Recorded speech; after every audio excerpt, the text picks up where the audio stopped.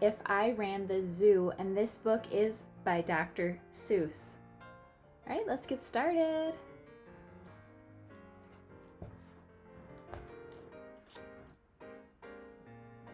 It's a pretty good zoo, said young Gerald McGrew, and the fellow who runs it seems pretty proud of it too. But if I ran the zoo, said young Gerald McGrew, I'd make a few changes. That's just what I'd do.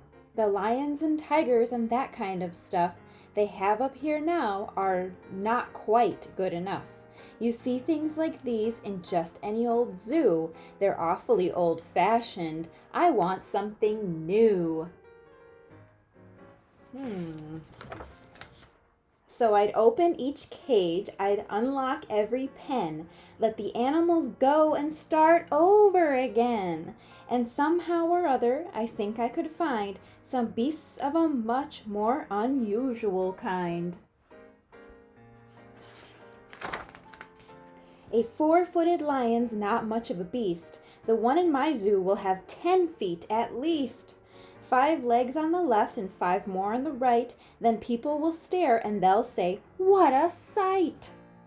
The zookeeper, new keeper, Gerald's quite keen. That's the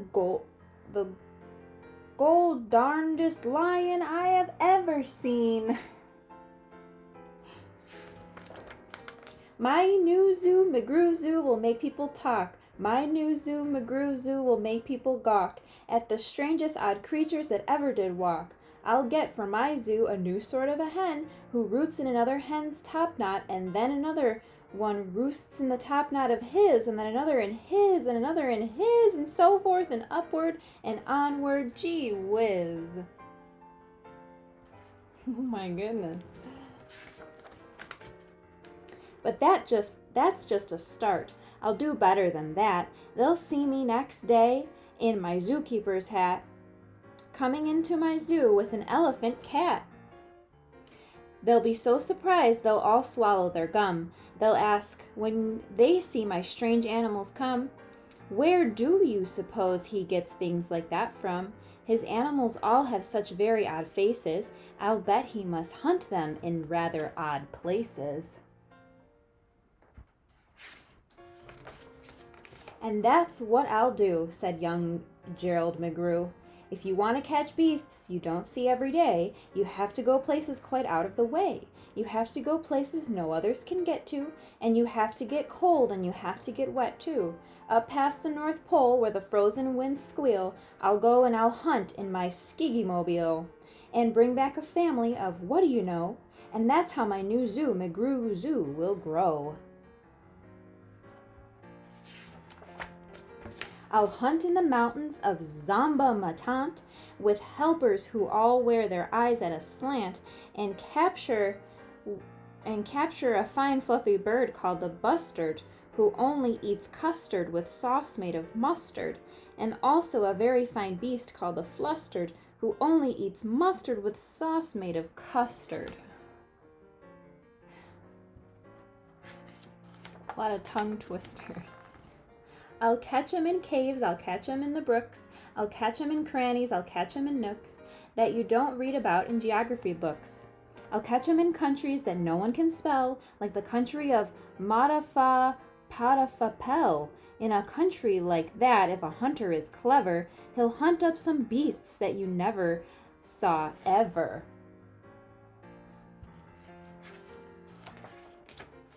I'll load up 5 boats with a family of jotes, whose feet are like cows but wear squirrel skin coats, and sit down like dogs but have voices like goats, excepting they can't sing the very high notes.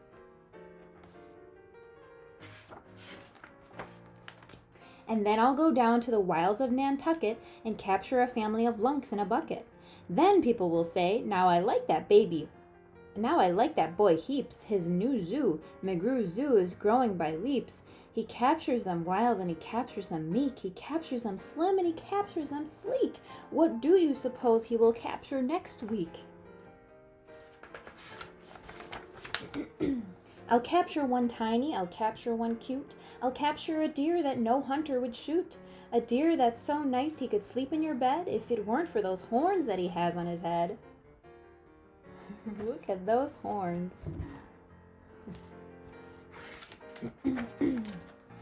And speaking of horns that are just a big queer, I'll bring back a very odd family of deer, a father, a mother, two sisters, a brother, whose horns are connected from one to the other, whose horns are so mixed they can't tell them apart, can't tell where they end, and can't tell where they start. Each deer's mighty puzzled. He's never yet found if his horns are hers or the other way round. I'll capture them fat and I'll capture them scrawny. I'll capture a scragglefoot mulligatawny, a high-stepping animal fast as the wind from the blistering sands of the desert of Zend.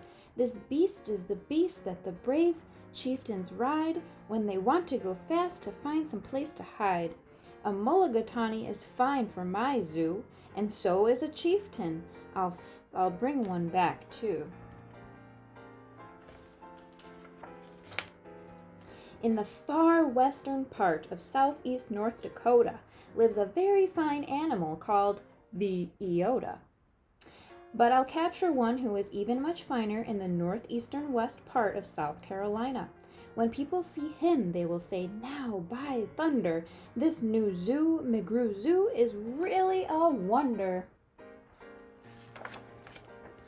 Most beasts are quite friendly, but still in some lands, some beasts are too dangerous to catch with bare hands. For those that are ugly and vicious and mean, I'll build a bad animal catching machine. It's rather expensive to build such a kit, but with it a hunter can never get bit. And then I'll go out and I'll capture some chugs, some keen shooter, mean shooter, bean shooter bugs. I'll go to the African island of Yurka and bring back a tizzle-top-tuft mazurka, a kind of canary with quite a tall throat. His neck is so long if he swallows an oat for breakfast the first day of April, they say it has to go down a very long way, that he gets to his stomach by the 15th of May. Wow. I'll bag a big bug who is very surprising, a feller who has a propeller for rising, and zooming around, making cross-country hops from Texas to Boston with only 2 stops. Now that sort of thing for a bug is just tops.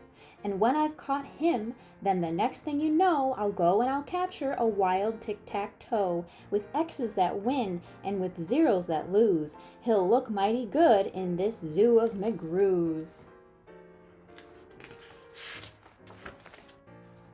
I'll bring back a gusset, a gherkin, a gasket, and also a gooch from the wilds of Nantasket.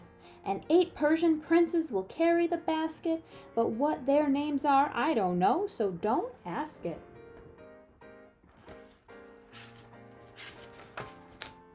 In a cave in Khartoum lives a beast called the Natch that no other hunter's been able to catch. He's hidden for years in his cave with a pout, and no one's been able to make him come out. But I'll coax him out with a wonderful meal that's cooked by my cooks in my cookermobile. They'll fix up a dish that has just his taste, 3 chicken croquets made of library paste, then sprinkled with peanut shucks, pickled and spiced, then baked at 600 degrees and then iced. It's mighty hard cooking to cook up such feasts, but that's how the new zoo, McGrew Zoo, gets beasts.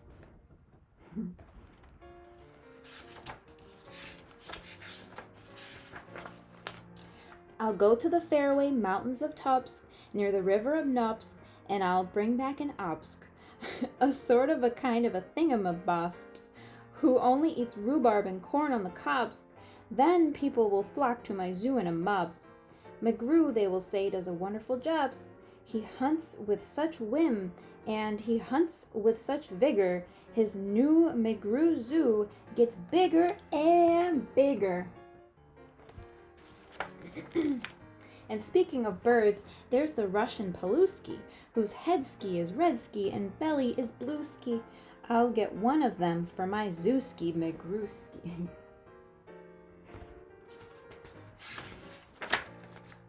Then the whole town will gasp, why, this boy never sleeps. No keeper before ever kept what he keeps. There's no telling what young fellow will do. And then just to show them, I'll sail to Catrue and bring back...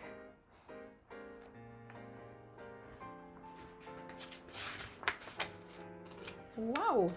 I'll hunt in the jungles of Hippo no Hungus and bring back a flock of wild Bippo no Bungus. The Bippo no Bungus from Hippo no Hungus, and better than those down in Dippo no Dungus, are smarter than those out in Nippo no Nungus, and that's why I'll catch 'em in Hippo no Hungus, instead of those others in Nungus and Dungus, and people will say when they see these Bips bounding, this zookeeper, the new keeper, simply astounding. He travels so far that you'd think he would drop. When do you suppose this young fellow will stop?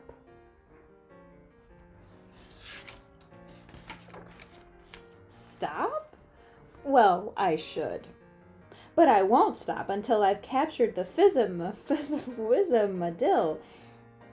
the world's biggest bird from the island of Gwark, who only eats pine trees and spits out the bark. And boy, when I get him back home to my park, the whole world will say, young McGrew's made his mark. He's built a zoo better than Noah's whole ark. These wonderful, marvelous beasts that he chooses have made him the greatest of all the McGrewses.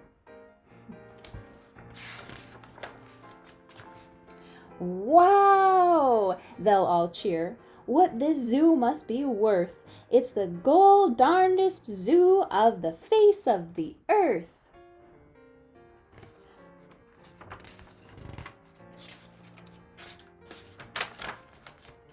Yes, that's what I'll do, said young Gerald McGrew. I'd make a few changes if I ran the zoo. Just a few changes. Alrighty, and that was the end. I hope you guys enjoyed it. If I ran the zoo. Bye.